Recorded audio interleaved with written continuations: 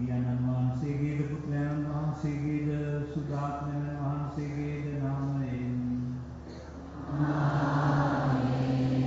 අප සමිදානන් වන ජේසුස් වහන්සේගේ වරප්‍රසාදය දිව්‍යපියාණන් වහන්සේගේ ප්‍රේමයත් සුදාත්මයන් වහන්සේගේ සහභාගීකම ඔබ සියල්ලන් සමග පවතිවා.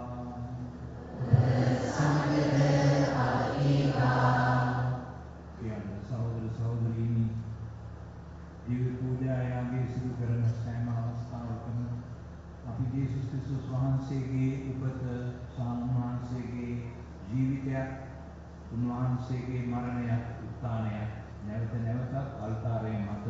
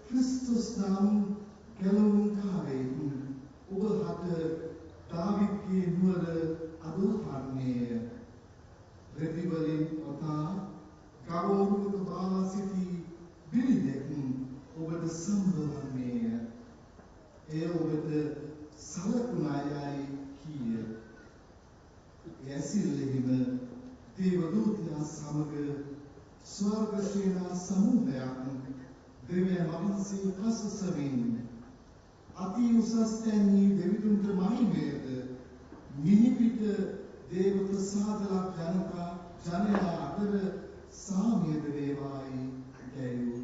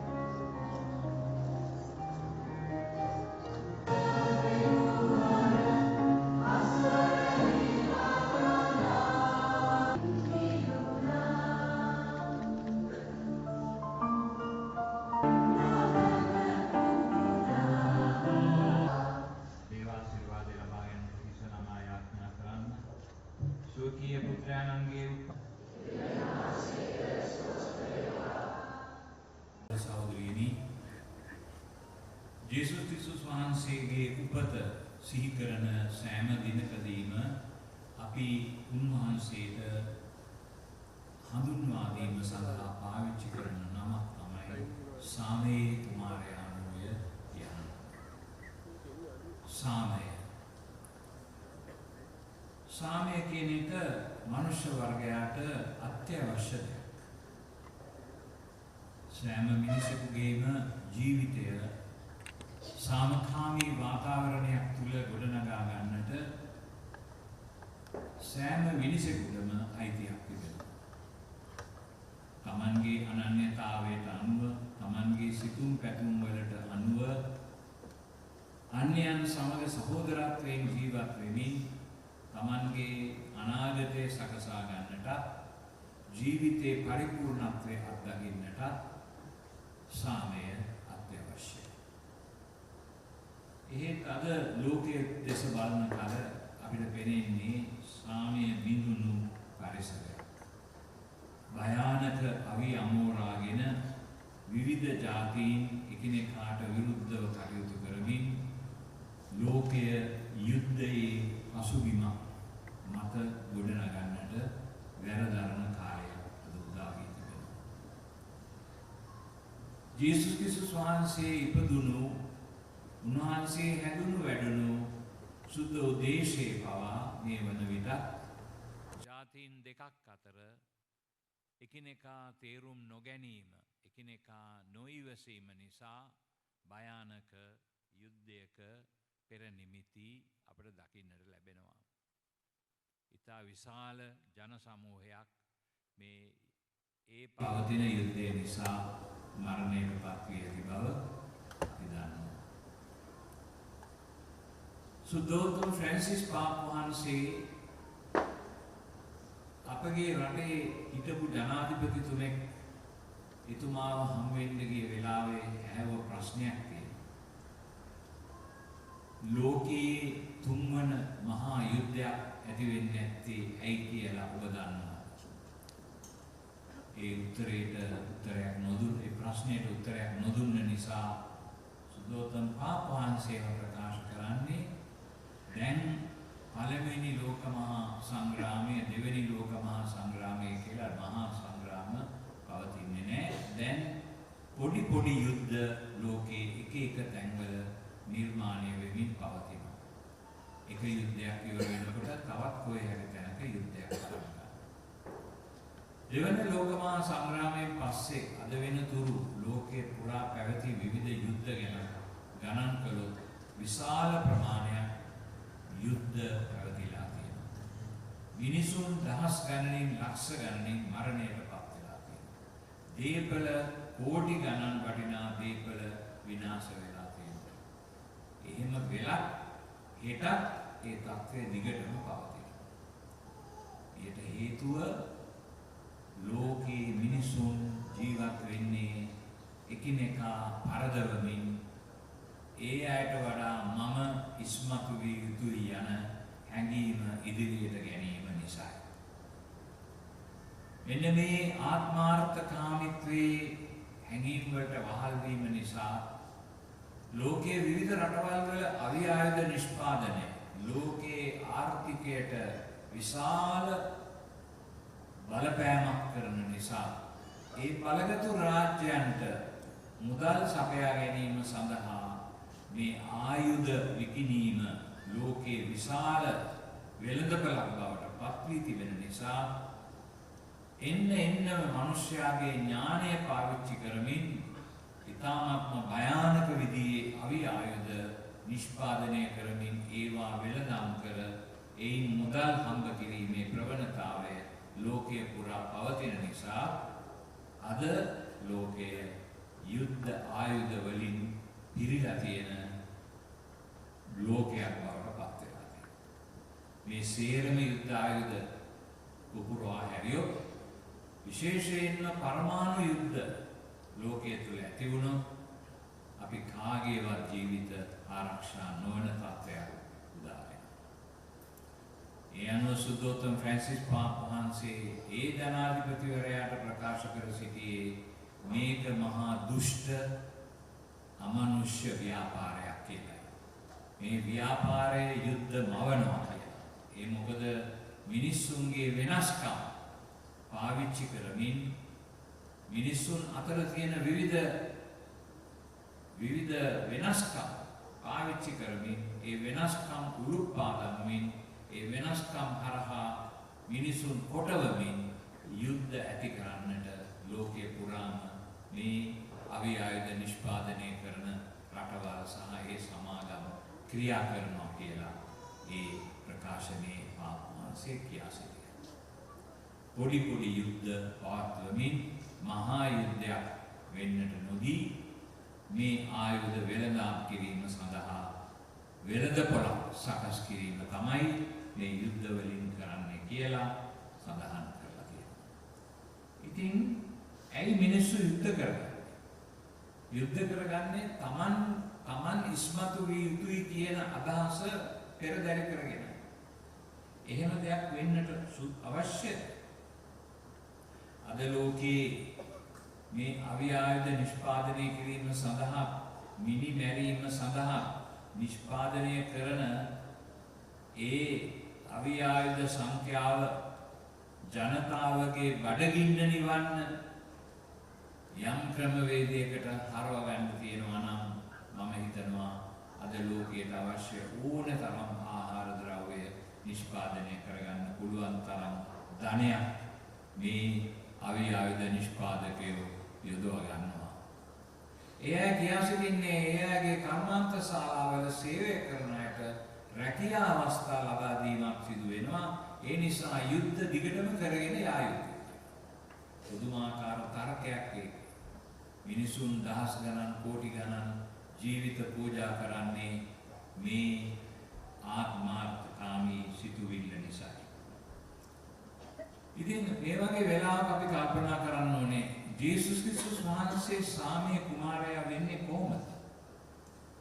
උන්වහන්සේ සාමයේ කුමාරයා වෙන්නේ උන්වහන්සේ මෙලවට අප අතර ජනිත වෙලා අපේම ජීවිතය බෙදා ගැනීම අපත් සමග මේ ලෝකයේ සෑම අත්දැකීමක්ම ලබා ගැනීමෙන් මිනිසුන්ව ගලවා ගැනීම සඳහා මිනිසුන්ව මේ කුමන්ත්‍රණයට යටවීමට නොදී ආරක්ෂා කිරීම සඳහා තමන් වහන්සේගේ ජීවිතය පූජා කරන්නට පැමිණි බව එයින් අපිට පැහැදිලි වෙන නිසායි.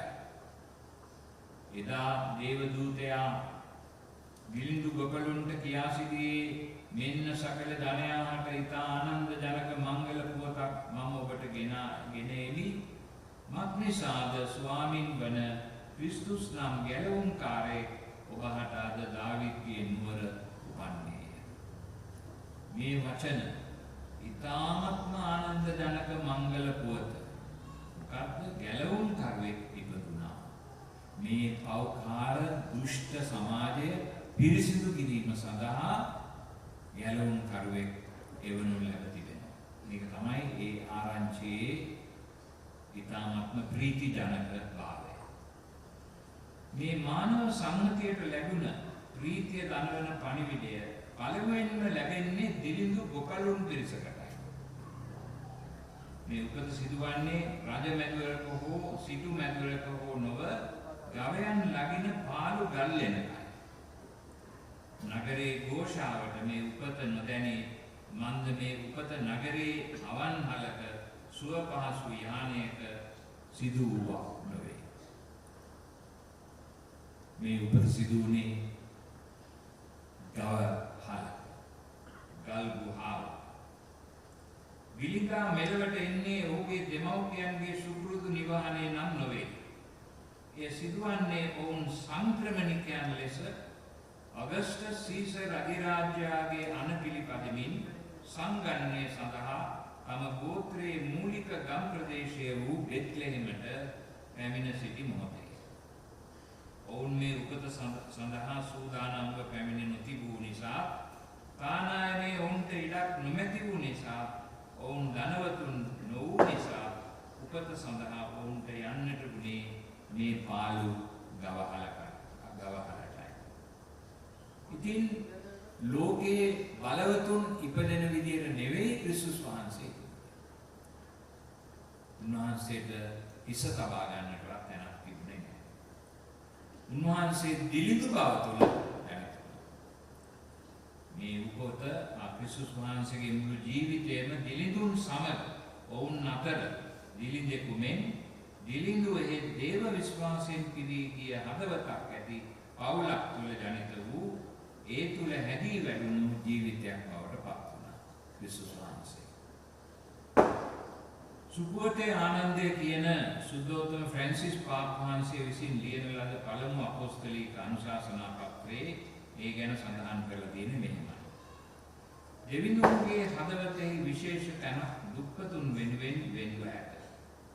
ඒ කොතරම් දෙයක් තමන් වහන්සේ විසින් දිලිඳුකම අවරාගත්සේ යනුවෙන් සුද්ධෝ පාවුලතුමා මේ ගැන විස්තර කරා. තවද අධිරාජ්‍යයේ කෙළවර හිටි කුඩා නගරයක දාසියකගේ එසේ යන වදනේ ප්‍රතිඵලයක් ලෙස ගැලවීම අපාතරට පැමිණියේ. දුගී පවුලක දරුවෙකු ලෙස ගවයන් මැදි කොටගෙන ගැලවුම් කරු ගවහලක උපත ලැබුවේ. උන්වහන්සේට ජෙරුසලම් මාලිගාවේ දෙවියන් වහන්සේට උන්වහන්සේව කැපකිරීමේදී බැටළුවෙකු වෙනුවට ඔබේයන් දෙදෙනෙකු ඔප්පු කර ඇත. උදෙක් මේ බැටළුවෙකු මිලදී ගැනීමට වත්කමක් නොවූ පිරිස් විසින් සිදු කරන ලද්දකි. බැටළුවෙක් පූජා කළේ සල්ලි පණක් තියන අය. ඔබේයන් දෙන්නෙක් පූජා කළේ දුප්පත් අය. එතකොට මේ දුප්පත් දෙමව්පියන්ගේ දුප්පත් දරුවා තමයි යේසුස් ක්‍රිස්තුස් වහන්සේ. උන්වහන්සේ හැදී වැඩුණේ සාමාන්‍ය කම්කරු පවුලක කම්කරුවෙකු ලෙසයි. උන්වහන්සේ එදා වේල උපයාගත්තේ තමන්ගේම අතින් පහින් වැඩ කිරීමේ. තවද උන්වහන්සේ දේව රාජ්‍ය පිළිබඳ සුභාරංචිය අතල කිරීමේදී උන්වහන්සේව අනුගමනය කළේ නැති බැරි මිනිස්සුන්ය. උන්වහන්සේගේ වචනයෙන් පෙන්눔 කරන පරිදි ස්වාමීන් වහන්සේගේ ආත්මය මා කෙරෙහි ඇත. මක් නිසාදය දිලිඳුන්ට සුභාරංචිය දේශනා කරන්නට මා ආලේප කර ඇත. දුගී බවෙන් මිරිකී පීඩා විඳින ජනතාව උදෙසා දෙවියන් වහන්සේ සතුව විශේෂ ස්ථානයක් හිමි බව එතුමන් දිලිඳු ඔබ භාග්‍යවන්තයෝය දේව රාජ්‍ය ඔබගේ බව පවසමින් සහතික කළසේක. ඔවුන් අතරින් කෙනෙකු වූසේ මම කුසගිනිව සිටියෙමි ඔබ මට ආහාර දුන්නේය. දේව රාජ්‍ය වෙත සිය පිය නැගීමේ මාර්ගය ලෙස දුගී සත වෙත කරුණාව පෑ යුතු බව ඔවුන්ට උන්වහන්සේ ඉගැන්වූසේ. මේ ක්‍රිස්තුස් වහන්සේ සුද්ධෝත්තම පාප් වහන්සේ සඳහන් කරන ආකාරයට දිලින්දන් අතර දිලින්දෙක් ලෙස මෙලවට ජනිත වුණේ මේ ගව මඩුවක ගවහලක. අපට උගන්වන්නට මේ ලෝකයේ ධන සම්පත් පසුව යමින් ඒවායේ මහලුන් බවට පත් නොවන ලෙස. සුද්ධෝත්තම පාප් වහන්සේ තවත් දිගටම මේ ගැන කියන්නේ සුද්ධෝ සභාව තුළ දිලිඳුන්ගේ පැත්ත ගැනීම හුදෙක් සංස්කෘතික සමාජීය දේශපාලනික හෝ දාර්ශනික පැතිකඩකට වඩා දේව ධාර්මික මූණවරක් ගනි. දෙවියන් වහන්සේ දිලිඳුන් උදෙසා උන්වහන්සේගේ පළමු කරුණාව පෙන්වනසේක. සීලියා ඇත්තේ දෙවන ජෝන් පාවුලු සුදෝත්තම පාපවහන්සේ. මේ දිව්‍යමය තෝරා ගැනීම හැම කිතුමෙකුගේම විශ්වාසයේ ජීවිතයට ප්‍රතිඵලදායක වනු ඇත.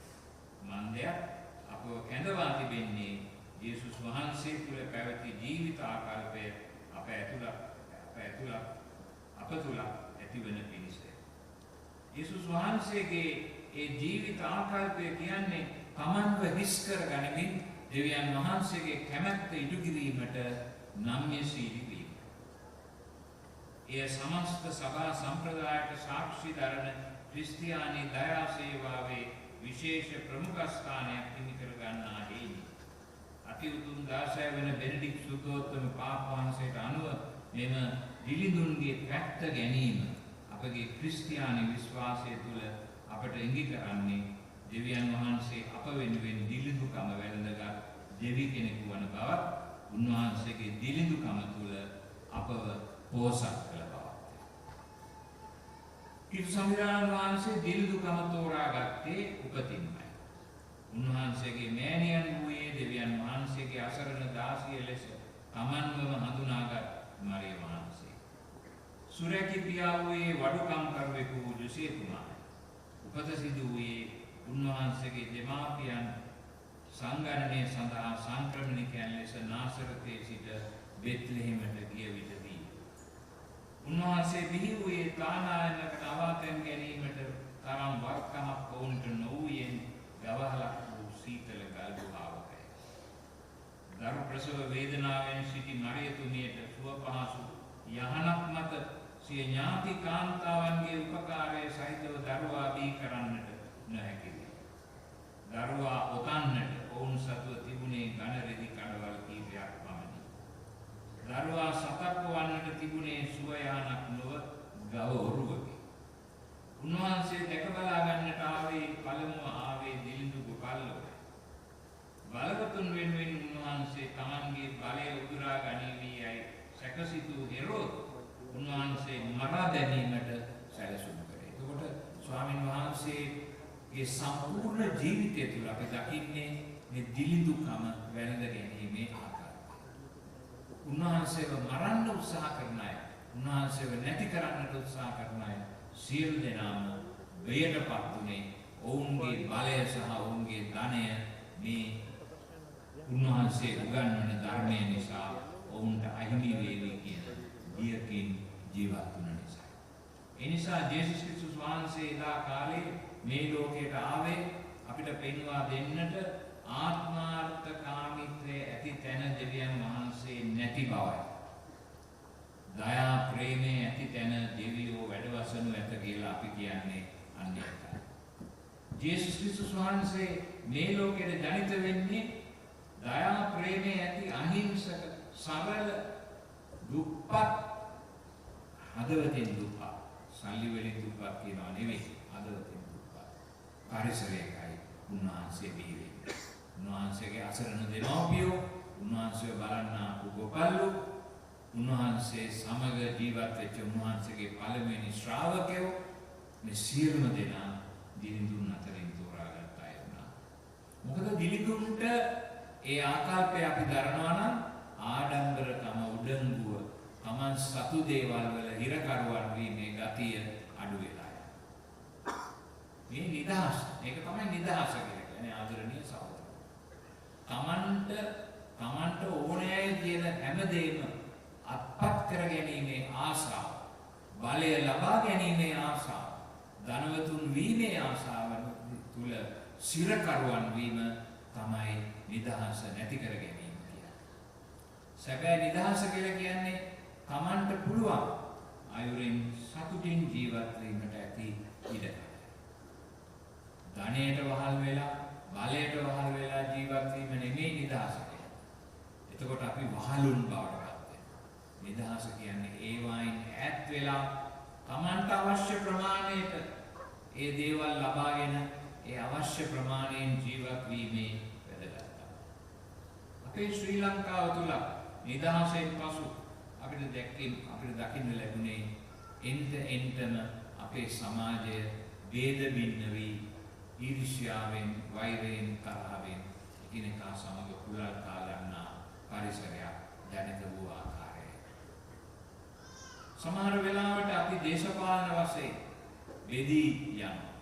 ඒත් අපේ දේශයට යම්කිසි සුබදායක තත්වයක් ඇති වෙන්නේ කොහොමද? අපි හැමතිස්සෙම අනිත් අයගේ කකුලෙන් අදින්නට උත්සාහ කරනවා. මේ තත්ත්වය තමයි තිබුණේ. ඒ වගේම අපි අවංක නැතුව ධනයට බලයට වහල් වෙලා ඕනෑම වැරදි වැඩක් කරන්නට, ඒ වැරදි වැඩ හොඳයි කියලා කියන්නට අපි සමාජයේ මෙහෙවනවා නම් කොහොමද අපි නිදහස භුක්ති විඳින්නේ? ඒ නිසා ක්‍රිස්තුස් වහන්සේ මේ ලෝකයට ඇවිල්ලා කිව්වේ මේ නැති බෑ අහිංසකකම, දුප්පත්කම. ඒ කියන්නේ ඒවයින් යැපෙන්නේ නැතුව, ඒවයින් නිදහස නැති කරගන්න නැතුව ජීවත් වීමේ වාතාවරණයක් තුල කටයුතු කරන්න කියලා. උන්වහන්සේගෙන් දවසක් ඇහුවා ඔබ වහන්සේ කොහෙද ඉන්නේ කියලා. උන්වහන්සේ කිව්වා ඉවලුන්ට වෙනද අහසේ කුරුල්ලන්ට කැදලිද ඇත. ඒ මනුෂ්‍ය පුත්‍රයාණන්ට හිස දැවීමට තැනක් නැත. උන්වහන්සේ බොහෝ දෙනා සුව කරමින්ද, පව්කරුවන්ගේ දුබලකම් ඉවසමින්ද, අසුද්ධාත්මයන් දුරු කරමින්ද දිවිගෙව් බවට මතේවුතුමාගේ සුවිශේෂ සඳහන් කර තිබෙනවා. මේ සියලු දේවලින් අපට පැහැදිලි වෙන්නේ ස්වාමීන් වහන්සේ උන්වහන්සේගේ මුළු ජීවිතයම ඒ අසරණකම තුළ, ඒ අහිංසකකම තුළ, ඒ දිලිඳුකම තුළ තම සහෝදරයන් වෙනුවෙන් ජීවත් වෙමින් සැබෑ සාමය අත් කරගන්නට අවශ්‍ය මාවත අපට කියා දුන් බවයි. සර්වබලධාරී දෙවියන් වහන්සේ මිනිසෙක් වුණා. උන්වහන්සේ ඒ මනුෂ්‍යත්වයේ වැළඳ ගැනීමේදී තමාව හිස් කරගත්තා, දේවත්වය නැති කරගත්තා, මෙලොවට පැමිණි අප අතර ජීවත් වුණා, අප අතර දිලින්දෙකු මෙන් ජීවත් වුණා, සෑම දේම අන්‍යයන්ගේ සේවය වෙනුවෙන් සෑම දේම කළා. අන්තිමේදී උන්වහන්සේ කුරුසිය මත ජීවිතය පූජා කළා. ඒ නිසා නත්තල කියලා කියන්නේ සම්පූර්ණයෙන්ම අපි වැරදි විදිහට මේ වෙළඳ ආර්ථිකයේ නත්තල කියන එක අපි හදලා තියෙන්නේ මුදල් හම්බ කිරීමේ තවත් එක උත්සවයක් ලෙස පමණයි. නත්තල වෙළඳ උත්සවයක් නොවන බව පැහැදිලිවම අපි තේරුම් ගත යුතුයි. නත්තලට වැදගත් වන්නේ නත්තල් ගහ, නත්තල් සීයා සහ නත්තල් ගවලෙනවත් නෙවෙයි. වැදගත් වන්නේ ජේසුස් ක්‍රිස්තුස් වහන්සේ මොකක්ද අපිට පෙන්වලා දුන්නේ, මොන මාර්ගයේද යන්න කියලා කිව්වේ, අන්නේ මාර්ගයේ ගමන් කිරීම. නත්තල හා සිදු සියල්ල අපිට පෙන්වන්නේ ඒකයි. ඒ කියන්නේ තමාව හිස් කර ගැනීම වැදගත්. තමාගේ චින්තනය, තමාගේ ධනය, තමාගේ බලයට ඇති ආශාව, මේ හැම එකක්ම හිස් කර ගැනීම තුළ නිදහස අත්පත් කරගන්නට පුළුවන්, සාමය ස්ථාපිත කරගන්නට පුළුවන්. නත්තල හා සිදු සියල්ල අපට පෙන්වන්නේ සුදෝ පාවුලතුමා පිලිප්පිවරුන්ට ලියූ ලිපියේ පැරණි ගීයක් උපිටා දක්වමින් පෙන්වා සිටි දෙයයි. එනම් උන්වහන්සේ දෙවියන් වහන්සේගේ ස්වරූපයේ දැරු නමුත් දෙවියන් වහන්සේ හා සමානත්වය තමන් විසින් බදාගෙනම තබාගත යුතු වස්තුවකයි නොසිතා තමන් වහන්සේ ත්‍යාග කරගනිමින් වහලෙකුගේ ස්වරූපයක් ගෙන අප හා සමාන මිනිස් කෙනෙක් වූසේ. මනුෂ්‍යාකාරයෙන් සිටිමින් උන්වහන්සේ මරණය දක්වා, එනම් කුරුසේ මරණය දක්වා පහත් වී කීකරු වූසේ. ඉතින් මෙන්න ක්‍රිස්තු ධර්මයේ, ක්‍රිස්තු ධර්මයේ සාරාංශය. ක්‍රිස්තු ධර්මය කියලා කියන්නේ අතහැරීම. අතහැරීමක් නැතුව ක්‍රිස්තු ධර්මයක් නැහැ. ක්‍රිස්තුස් වහන්සේ ජීවත් වුණේ හැමදේම අතහරින්න. අවසානයේදී කුරුසිය මත උන්වහන්සේගේ ජීවිතය උන්වහන්සේ අතහැරියා. නිදහස කුරුසියේ එල්ලී සිටින ස්වාමීන් වහන්සේ තමයි සැබෑ නිදහස මොකක්ද කියලා අපිට පෙන්නලා දෙන්නේ. මේ සඳහා තමයි උන්වහන්සේ විහිදුවේ. ගවලෙනක් තෝරගත්තා. දුප්පත් දෙමෝපියන් තෝරගත්තා. සමාජයේ නැති බැරි අය අතර ගණිත වුණේ. මෙන්න මේ දේ පෙන්වන්න උන්වහන්සේගේ නිසා තමයි කිව්වේ යමෙක් මානව වෙනු කැමැත්තේද ඔහු තම නසා කුරුසිය දරා මානව වේවා. සිය ජීවිතය රැක ගන්න තැනැත්තෙක් වේද ඔහු එය නැති කරගනී. මා උදේසා සුභාග්න උදේසා සිය ජීවිතය පුදන යමෙක් වේද ඔහු එය රැකගනී. මෙන්න බලන්න ක්‍රිස්තු ධර්මයේ තියෙන සාරාංශය. ක්‍රිස්තු භක්තිකයෙක් කියලා කියන්නේ ක්‍රිස්තුස් වහන්සේව උන්වහන්සේගේ කුරුසිය වැළඳගත් සැබෑ නිදහසේ ජීවිතයක් ගත කරන ඒ නිසා සැබෑ සාමයේ ජීවිතයක් ගත කරන කෙනෙක්. ඔබටත් මටත් තිබෙන්නේ අද සමාජය තුළ මෙන්න මේ අනිවිදය ලෝකයට ගෙන යන්න. ක්‍රිස්තුස් වහන්සේගේ විශේෂත්වය මොකක්ද? කුරුසිය. ක්‍රිස්තුස් වහන්සේ අපි හඳුනාගන්නේ කුරුසියේ මියගිය ස්වාමීන් වහන්සේ නිසා. කුරුසිය තුළ නිදහස අද්දුටු ස්වාමීන් වහන්සේ නිසා. අපේ ජීවිතය තුළ අපි හුඟක් වෙලාවට මේ ලෞකික ධනය, ලෞකික බලය, ලෞකික සම්පත් වල හිරකරුවන් වෙලා ජීවත් වෙනවා. ඉපදිච්ච දා ඉඳලා මැරෙන දා වෙනකන් අපි කරන්නේ හම්බ කරන එක, එකතු කරන එක. හැබැයි මේ එකතු කරන හැම දෙයක්ම තියෙන්නේ එළියේ. ඇතුලේ නෙකුත් නැහැ. එහෙම ජීවිතයක් අපි ගත කළ යුත්තේ. බුදුන් වහන්සේ උගන්වපු ධර්මයේ තියෙන්නේ අන්නේ තණ්හාව තමයි දුකට හේතුව. අපේ සමාජය පිරිසිදු කිරීමට නම් මේ තණ්හාව නැති කර යුතුයි. මේ අනුන් පාදා දමා තමන් නිස්මතු වීමේ ආශාව නැති කර යුතුයි.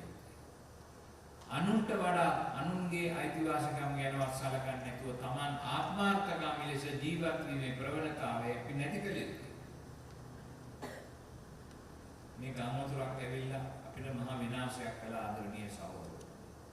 ඔබගෙන් සමහරක් තාම ඊටාත්ම අමාරුවෙන් ජීවත් වෙනවා ඒ ගාමතුරට යටත් වෙච්ච ප්‍රදේශවල. ඇයි ගාමතුර? ඇයි ස්වභාව ධර්මය ආත්මාර්ථකාමී විදියට සමහර අය පාවිච්චි කරන නිසා. එසේ පාවිච්චි කරන්නට දේශපාලන තලයේ නායකයෝ උදව් දුන්න නිසා, උදව් දෙන නිසා ස්වභාව ධර්මය සම්පූර්ණයෙන්ම විනාශ කරපු නිසා කැලෑඩි ඔක්කොම එලි කරලා හැමතැනම කුණු විසි කරලා කිසිම විනයක් පිළිවෙලක් නැතුව ජීවත් වෙමින් මුළු දේශයම අපිරිසිදු කරලා අපිම ඒක කරලා තියෙනවා. ඒ වගේ මේ දේ කරන්නට අනුග්‍රහය දක්වුවා. මේසෙට යටින් සල්ලි ගත්තා.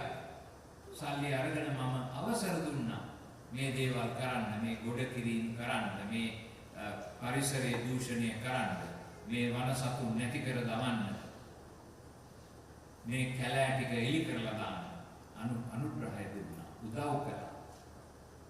ඒ අයගෙන් සල්ලි අරගෙන ඒ අයට මේ අවසර දුන්නා. ඉතින් මේ පරිසර දූෂණය සහ මේ ආත්මාර්ථකාමී පැවැත්ම, කෑදරකම, මේ ධනෙ එකතු කර ගැනීමේ කෑදරකම, මොකද කිසිම දෙයක් අපිට අරන් යන්න හම්බෙන්නේ නැහැ. මැරෙන වෙලාවේදී සියල්ලම අතහැරලා දාලා යනවා. අපි කැමති වුණා හෝ නැතුව හෝ අතහැරීම සිද්ධ වෙනවා අන්තිම දවසේ. ඒකට අපිට කාටවත් කිසිම පිළියමක් නැහැ. ඔච්චර දේවල් එකතු කරගත්තත් ඒ හැම එකක්ම දාලා යනවා. ඒක අපි මතක තියාගන්න.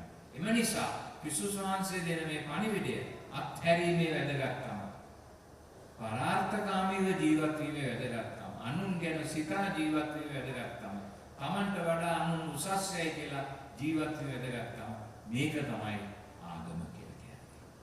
මේක තමයි ක්‍රිස්තු ධර්මය. කුරුසි. ඒ නිසා අපි ආඥා කරනවා ඔබ සියලු දෙනාගෙන් ඉල්ලා සිටින්නේ මේ නත්තල් දවසේ ගවලෙන දිහා බලන්න. ඒ දුප්පත් කිසිම දෙයක් නැති ඒ දරුවා දිහා බලන්න.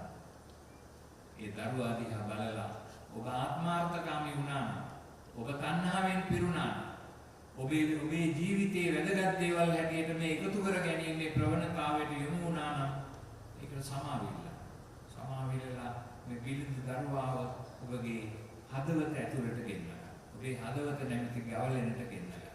එසේ කරන්න පුළුවන් වෙන්නේ අර අත්හැරීම කළොත් පමණයි. ඒ නිසාද අපි ආඥා කරමු අප රටට පොදු වශයෙන් අපේ එකිනෙක කෙනාට පෞද්ගලික වශයෙන් මේ නිදහස අත්දකින්නට මේ සාමය අත්දකින්නට ඉඩ ලැබෙන්නේ. මොකද තණ්හාවට ගොදුරු වෙච්ච කෙනෙක් කවදාවත් සාමයෙන් ජීවත් වෙන්නේ නැහැ. තණ්හාවට ගොදුරු වෙච්ච කෙනෙක්. තණ්හාවට යට වෙච්ච කෙනෙක්ට කවදාවත් සාමය අත්දකින්න බෑ. එයාගේ හිත හැමතිස්සෙම තණ්හාවෙන් පිරීලා ඒකට වාල් වෙලා ජීවත් වෙනවා. ක්‍රිස්තු ධර්මයේ ක්‍රිස්තුස් වහන්සේ කියන්නේ ඒකට සම්පූර්ණයෙන්ම විරුද්ධ පැත්ත. ඒක නිසා තමයි කවලෙන්නේ ඉපදුනේ.